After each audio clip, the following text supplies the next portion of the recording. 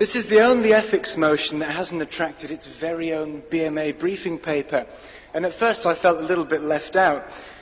But actually, that's okay, because although assisted suicide may be contentious, this motion should not be. And it's this motion that we're voting on. It can and it should be supported by people on both sides of the debate. Now, Lord Falconer, the previous Lord Chancellor, set up this group, this commission, in order to investigate the circumstances on which it should be possible for people to be assisted to die, and to recommend what changes in the law, if any, should be introduced. Sounds fairly reasonable, doesn't it? But when you look at the composition of the Commission, the bias is clear. 9 out of 12 members are publicly in favour of changing the law to permit assisted suicide. The other 3 haven't declared their positions. Not a single one is publicly against it. A balanced debate? How about a jury where 75% of the members have previously declared their preference for convicting the accused? Lord Falconer admits that he did not invite anyone who takes a firm principled stance on the issue. But what about those who are open-minded, but on balance have more concern than support, about safety for vulnerable patients, for instance? Where are they?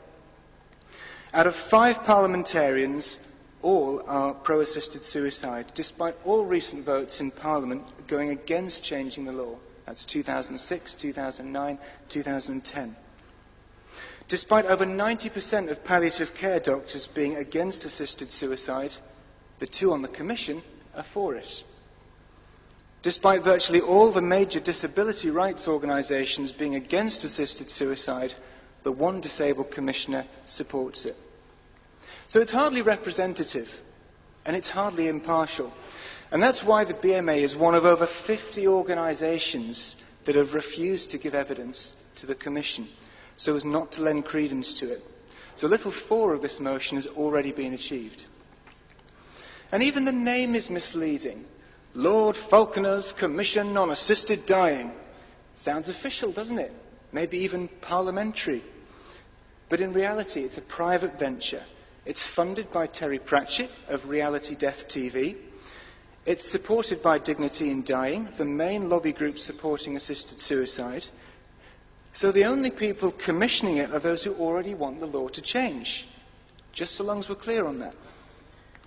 And finally, I really would like the BMJ editorial team to cover it fairly and objectively, because the BMJ seems to have become something of a cheerleader for assisted dying in recent months, which again seems like an anomaly when it's meant to be an objective journal, not the newsletter of a pro-euthanasia lobby group.